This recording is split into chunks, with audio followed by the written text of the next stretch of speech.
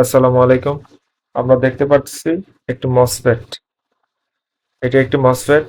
এটির পিন ৩টি, gate, drain এবং সোর্স। মসফেট সাধারণত ২ ধরনের। একটি হচ্ছে এন চ্যানেল মসফেট, আরটি হচ্ছে পি চ্যানেল মসফেট।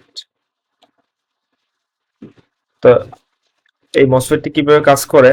গেটে যখন ভোল্টেজ আসে তখন এই মসফেটটা ড্রেনের সাথে সোর্স সুইচিং করে।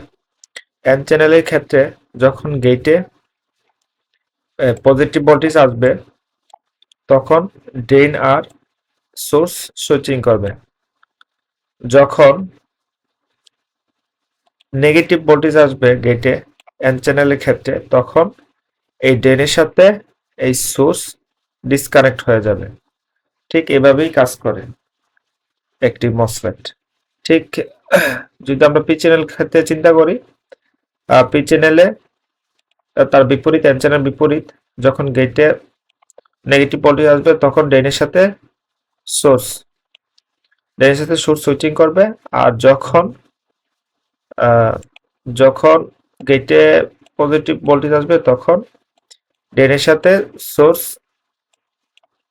ওপেন হয়ে যাবে। ঠিক এভাবেই একটি মসফেট কাজ করে। এখন একটি মসফেট ভালো না খারাপ সেটা আমরা কিভাবে বুঝতে পারবো? সেটা বোঝার জন্য আমাদেরকে একটি মাল্টিমিটার নিতে হবে এবং ডায়োড মোডে রাখতে হবে মাল্টিমিটারে, অথবা কন্টিনিউটি মোডে রেখে আমরা চেক করতে পারবো, ডায়োড মোডে রেখে চেক করতে পারবো। তো তাহলে আমাদের ড্রেন এবং সোর্সের সাথে মিটারে প্রব লাগাতে হবে। যদি এন চ্যানেল হয় তাহলে আমরা ডিজিটাল মাল্টিমিটার হলে মিটারের কালো প্রব, নেগেটিভ প্রব এখানে লাগাবো, আর পজিটিভ প্রব এই জায়গায় লাগাবো।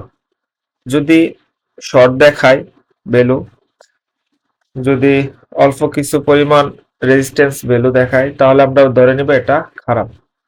আর যদি ডায়োড মোডে রেখে যদি দেখি আমরা 0.5 এরকম ভোল্ট আসতেছে তাহলে আমরা ধরে নিব এটা ভালো। ঠিক পি চ্যানেল ক্ষেত্রে এখানে আমরা পজিটিভ প্রোব রাখবো আর এখানে নেগেটিভ প্রোব রাখবো। রাখার পর আমরা ঠিক চেক করব 0.5, সাধারণত 0.5ই আসে যদি ভালো হয়। ধন্যবাদ সবাইকে। আসসালামু আলাইকুম।